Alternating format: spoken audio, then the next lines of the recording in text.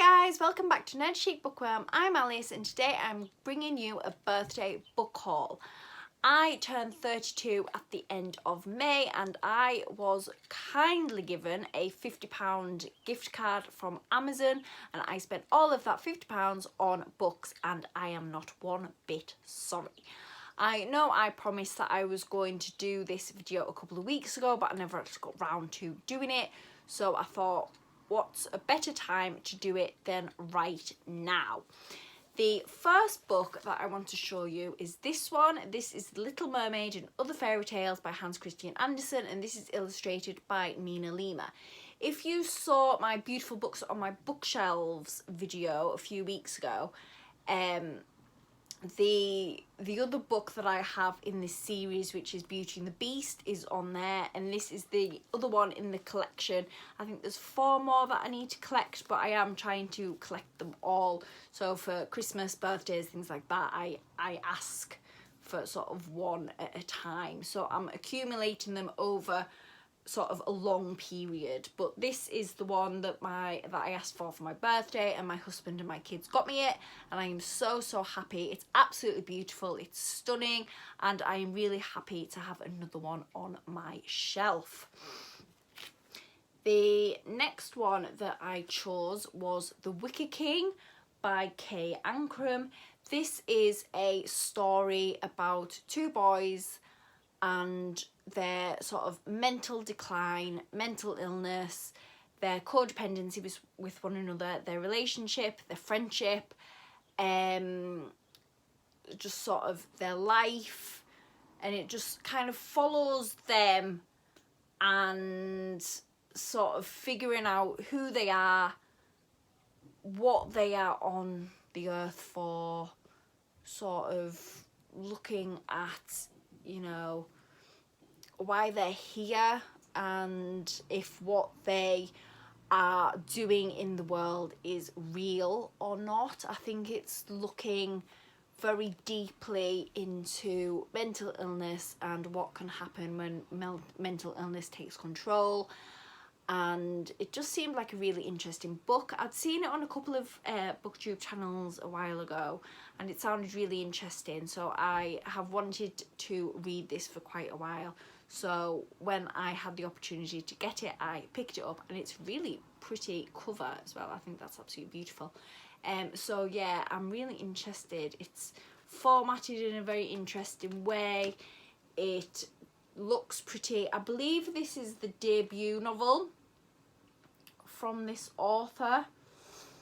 It's basically just looking at mental illness, and any books to do with mental illness I really enjoy, so I'm glad I picked this one up.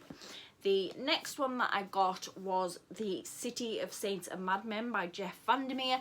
This is a chunker of a book. I didn't realise how many pages it was when I ordered this. This is a real chunker. This is sort of speculative, weird, magical realism, crazy, wild, bonkers.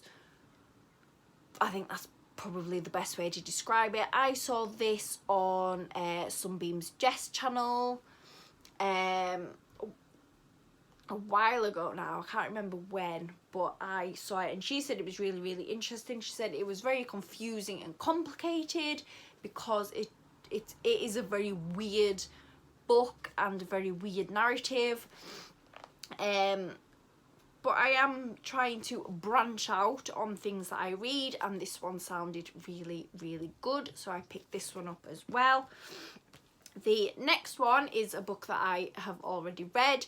This is The Curious Incident of the Dog in the Nighttime by Mark Haddon. This is quite an old book. I didn't realise when I picked it up that it was first published in 2003, so it is a very old book. But this is about a young boy called Christopher Boone, who is a 15-year-old boy with Asperger's, and as the story opens he stumbles across his neighbour's dog who has been killed with a gardening fork. I don't know if you can see that, that's the picture of the dog there, and he sort of takes it upon himself to figure out what has happened to his neighbour's dog. And even though his father has told him not to go sort of sniffing around in people's lives and sort of things that need to be kept private. But Christopher doesn't really understand that, so he goes, you know, asking questions when he's not meant to. He goes around to all the neighbours' houses and asks if anybody's seen anybody, or if he heard anybody or saw anybody killing his dog.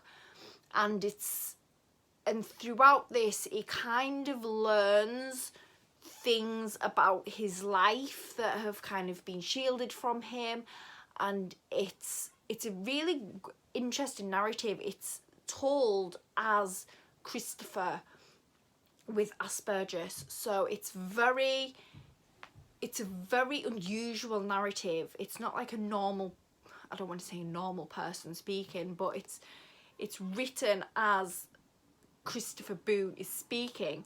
And Christopher, he knows a lot about maths and patterns and lists, and he doesn't like colours brown and yellow.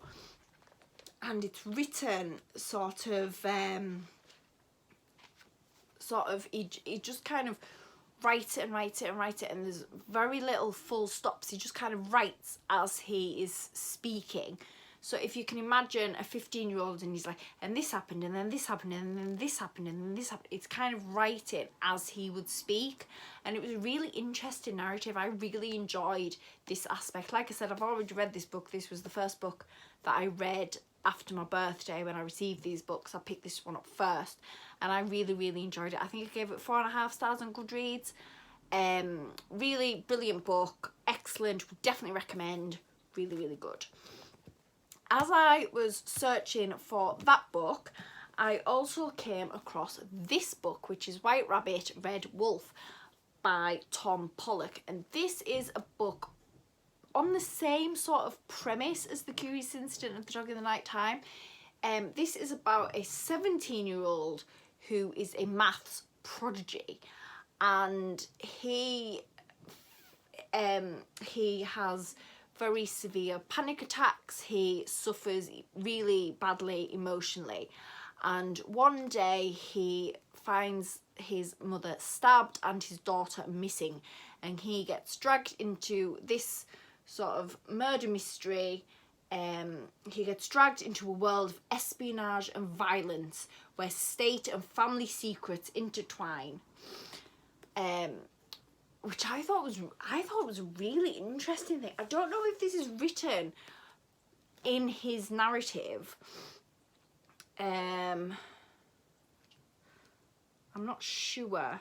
I don't think it's written in the same narrative as Curious Incident of the Dog in the Night Time, but it is sort of on the same premise, and I really, really enjoyed this one, and this is pretty similar, so I thought I would really like this one as well. So I picked this one up, and I'm really looking forward to getting to this. The next one that I picked up was Tale of the Bluebird by Nee Aiki Parks. I think that's how I'm saying it. I'm really sorry if that is not the right spelling of the name. And this is a book. It's a very short book. It's only 170 pages. This is a debut novel by this author, and it's basically, I'll read you the back because the back sort of explains it a lot better. So Sonnekrem, a village in the Ghanaian hinterland, has not changed for hundreds of years. Here, the men and women speak the language of the forest, drink aphrodisiacs with their palm wine, and walk alongside the spirits of their ancestors.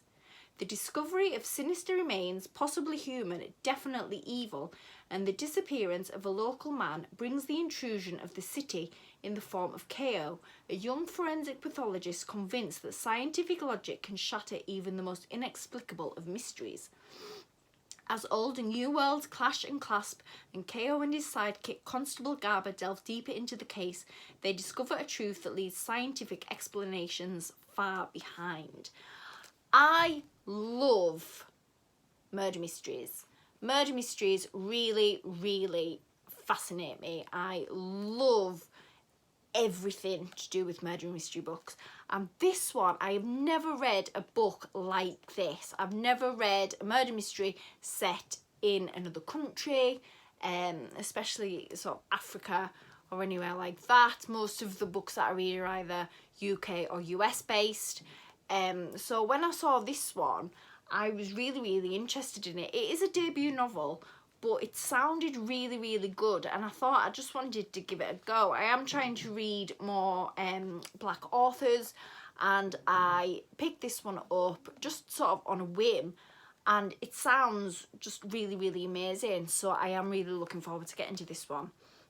The next one is this one. This is Spectrum, a novella by Kay Cadinger, or Cadinger. Sorry, I don't know how to say your last name. And this is about a young girl who has synesthesia, which is a medical condition where you can hear and feel emotions in colour. And I am fascinated by synesthesia.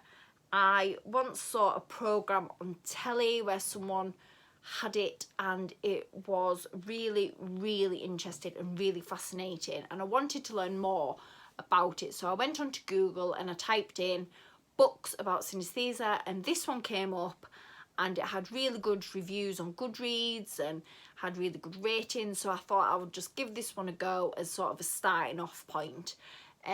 There's not that many books written about it.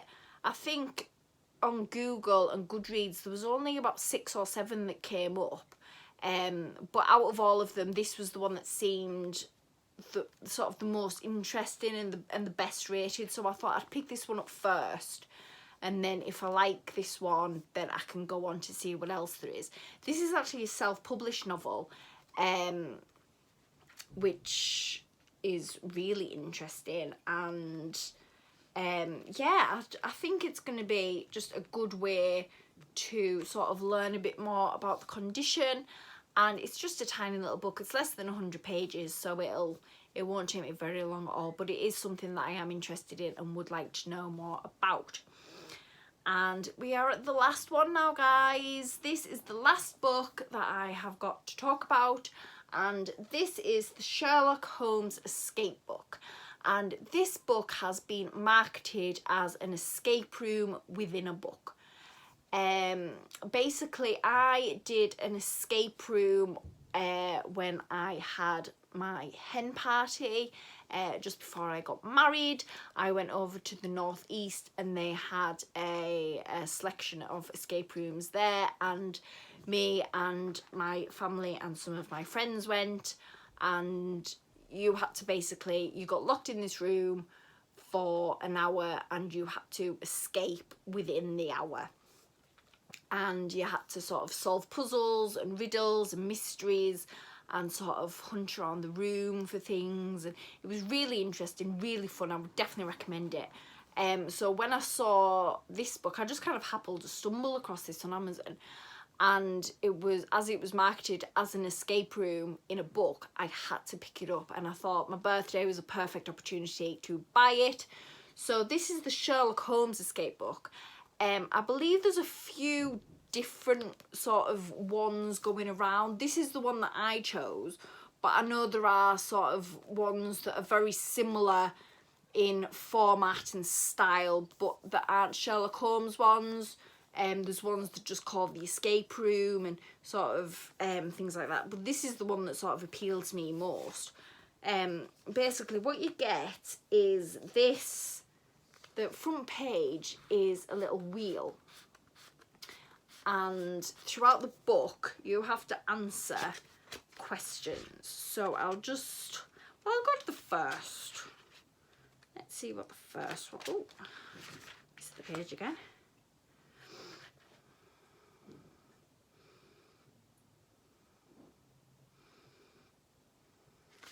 So it's basically got sort of the story. Then it says at the end, the envelope contains a note. It has been torn in a manner suggesting precision. In stark contrast, the envelope in which it was delivered is intact and uncreased. So this is the note. And then it says, study the note carefully before turning to page 104. So you would then read this. You would then turn to page 104, which I can't find.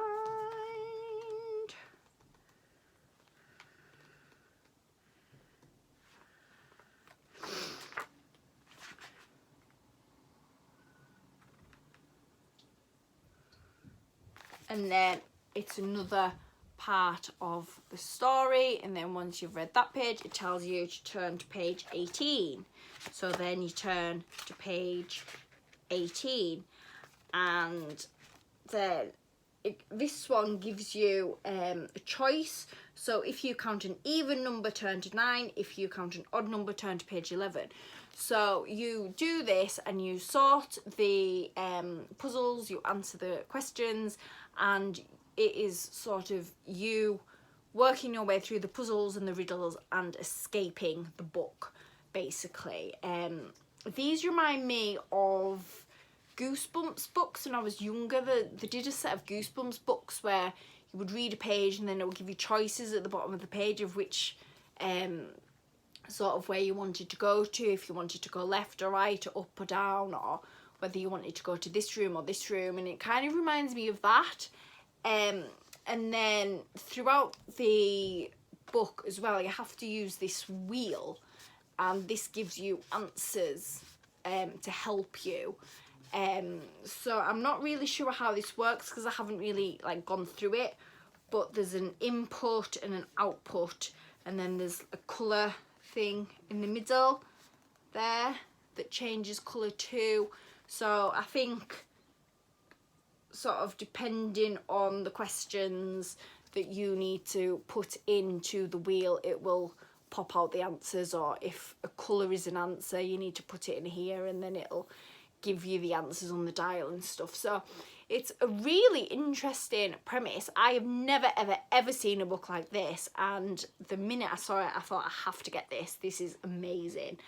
And it looks like it's going to be quite difficult. It doesn't look like it's going to be like a really easy game.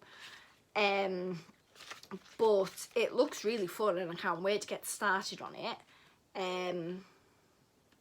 So yeah, I'm really excited about this. And it's even got, like it has got sort of hints and stuff at the back. So if you do get stuck, there is a way to sort of move forward and cheat. But yeah, this is the book. This is the book that I was most excited about getting for my birthday.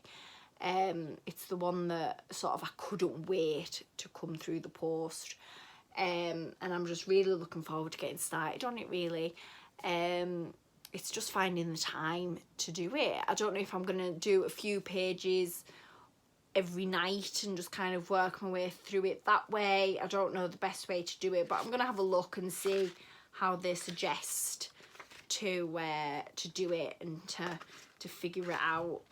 But yeah, it's quite a few pages long. It's like, it's going to take me a while to do it, and I'll probably need people's help. I might need to, phone a friend, ask the audience.